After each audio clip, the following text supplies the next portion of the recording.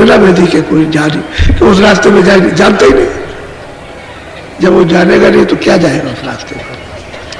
तो इसीलिए गुरु की जरूरत पड़ती है कि उन रास्तों को जिसने देखा हो वो ले जाए। बहुत रुकावटें इन्हीं देखने की, वैसे रुकावट नहीं कि तुमको कोई मारेगा पीटेगा ये, लेकिन इतनी रुकावटें हैं कि आप उसको छोड़ के जा नहीं सकते। एक दफे उसके देखने से, आनंद लेने से गुरु को भी झटकार देते, इसको देख लेने दीजिए, ऐसा होता है। तो ऐसा टेढ़ा मेढ़ा रास्ता है। वैसे तो यही सही, आपको मतलब यह है कि भगा दिया जाएगा। जब आँख खुलती है और स्वर्ग वैकुंठ जब नजर आते हैं तो इसी में इतनी फुर्ना होती है कि आगे न जाए, यही रहे इतना। और फिर वो माया बैठी है, हिलोर पैदा कर देगी। तो उधर तो गिराने का कोई साधन नहीं है, लेकिन यहाँ गिर जाएगा फट से, यहाँ फंस जाएगा, यहाँ जड़ माया में, इसमें फंसता है। तो गुरु की हर जगह बचाने की जरूरत है। नहीं साधक अपने आप वो रिद्धि सिद्धि पा करके और रख सकता है,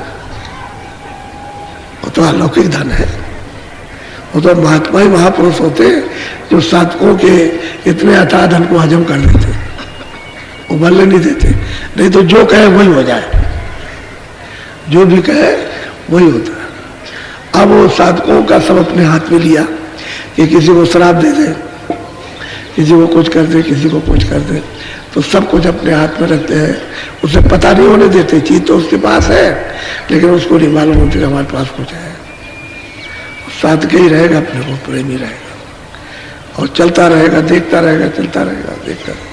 तब भी साधक अहंकार, जरा जरा सी बाहर की चीजों में जिसके पास कुछ नहीं होता वो अपने को अहंकार कितना समझता है कि मैं दुनिया से बड़ा हूं, तो बाकी जिसके पास है उसको कितना बड़ा अहंकार। और फिर जो वो चीज पाएगा उसको तो बहुत घमंड, बहुत गर्व, तो कुछ भी कर सकता। तो इसलिए संतों ने बड़ी दया की कि जीवों की कमाई को यानी गिरने नहीं देते, उसको रखते हैं संभाल करके और उसको पता नहीं होने देते, और इस तरह से उससे कमाई करवा कर और घर में पहुंचाते हैं। ये कहते हैं भाई उधर जाओ तो लंकपति यानी वो ब्रह्म, उसका साक्षात्कार दर्शन होता है। लेकिन सूरत को थाम करके रखो, रोक करके रखो ये जगह, एकाग्र करके मन को साथ लेकर, क्योंकि मन अपने आनंद ही में जाना चाहता है तो उसको आनंद नहीं मिलता, इसलिए भागता फिरता। अब इंद्रियों के घाट पर बैठकर जब उसको ये क्षणिक रस मिल गया, आदत हो गई उसकी, और कोई बात नहीं, आनंद तो मिलेगा ही नहीं, आदत पड़ गई। अब इसकी आदत बस धीरे धीरे करके रुकेगी। कुछ बोले कि सत्संग से, कुछ दया से, कुछ मतलब ये साधन भजन से, तो आदत बदल जाती है, तब साथ देता है। जब साथ दे जाएगा तब तो चढ़ पड़ेगा, चलेगा, चढ़ जाएगा। बोलो सोन चढ़े जादा सो भाई, सोन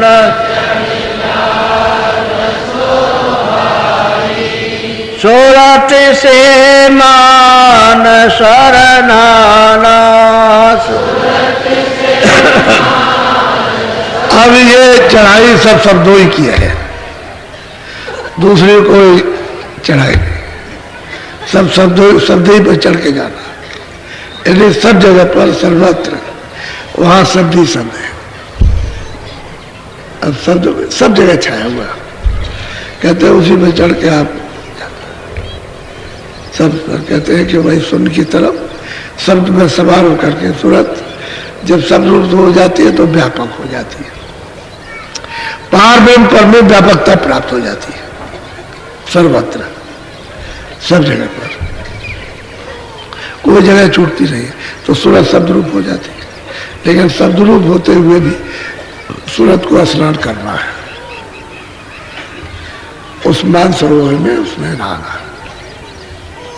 नहीं वहां के बल को और वहां के प्रकाश को, शब्द को वो फिर बर्दाश्त नहीं कर सकेंगे। यहाँ उसको व्यापकता का आसन हो जाता है। अब वो शब्द रूप हो जाती है तो सब इन बखेड़ों से निकल गए, कोई शरीर उस पर नहीं, वहां मन भी नहीं है, वह बुद्धि भी नहीं, वह चित्त भी नहीं, वह अहंकार भी नहीं, कुछ नहीं, गुणातीत हो जाती है। लेकिन सब खेल शब्दों का है, जो कुछ भी रचना वहाँ सब शब्दों की है।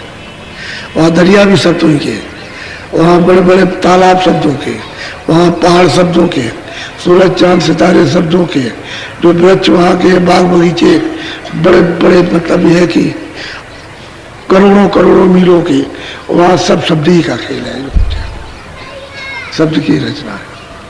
और इतने इतने बाग बगीचे, उसमें सुरतें विहार करती हैं उन बाग बगीचों में। अब वहाँ का हाल ही अगर वर्णन किया जाए तो कागज पोता पाथरी ये जितने भी कलम है स्याही है नहीं मिलेगी। ऐसे ऐसे बाग बड़ी बड़ी बुलंदी रखते हैं, और फिर उनकी एक एक चीज का वर्णन किया जाए तो हो नहीं सकता। क्या होगा, सुरतें सिर्फ देखती है, तो शब्द है और शब्द की संरचना है। यहाँ मिलोनी में आया, वही शब्द जो है उस गंदगी में आ गया, इसलिए आपको उसका अनुभव नहीं हो पाता। जब निकालिस होगा तो पूरा अनुभव होगा। बोलो। महासुन चौक अधियारा,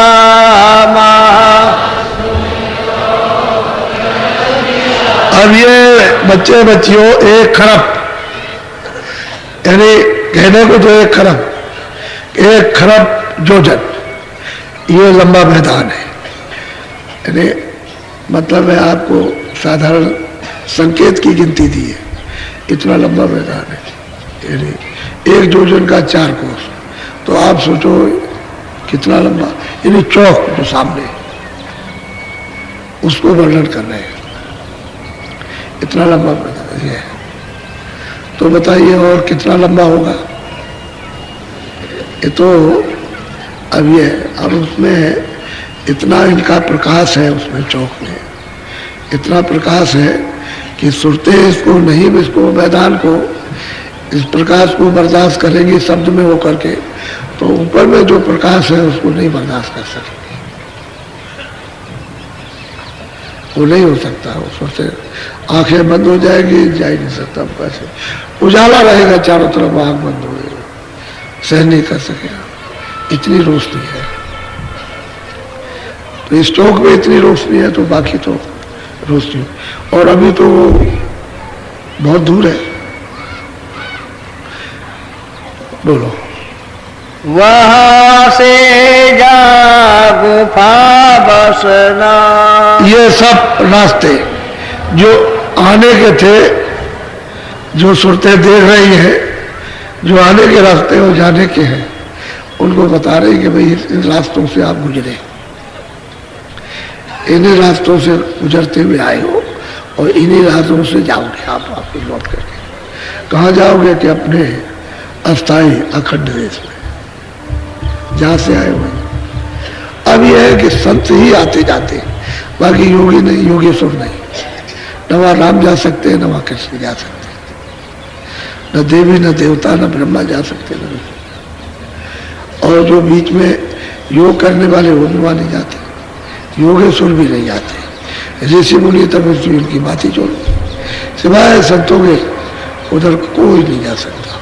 और संतों का पधारना 700 वर्ष के अंदर, इसके पहले रास्ता खुला ही नहीं था। 700 वर्ष के अंदर जब संत आए तब उन्होंने ये रास्ता खोला, भेद बताया, और जीवों को धीरे से इधर से ले जाकर पहुंचाया।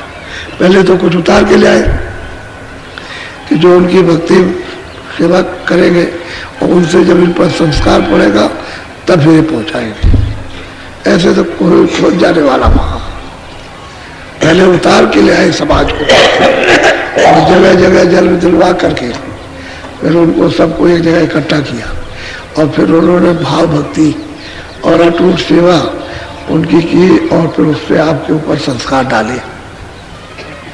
ये असल में ऐसे कारखाने सुरतें यहाँ की ऐसे नहीं जाग सकती, बड़ी विद्वत इन्हें संस्कार डाल करके इनको जगाया गया। और फिर यह है कि फिर उसके बाद जब एक दफे रास्ता खोल दिया तो उस रास्ते से बहुत संत आए, और बहुत सुरतें यहाँ से वापस गई। क्योंकि आप तो अभी आए हो, आपके पहले कितने लोग आए, फिर वो चले गए, उसके पहले कितने आए। ये तो कारखाना ऐसे चल रहा है, चलता है, चलता रहेगा। आते रहो, जाते रहो, आते रहो, कौन आता कौन जाता है। अब उसको महात्मा जानते हैं कि ये आया, अब नहीं आएगा, इसको मनुष्य शरीर नहीं मिलेगा, क्योंकि ये तो अमूल्य चीज है। तो जिन कर्मों से मिलता वो आपके पास एक भी नहीं है। अब तो मनुष्य शरीर कैसे मिल जाएगा? जब मनुष्य शरीर के कर्म करोगे तब मिलेगा, तो वो है नहीं। अब ये तो जब आपके पास नहीं है तो अब गए आप लौट करके, पता नहीं कब किस युग में आओगे, कितने दिन लगेंगे। तो महात्मा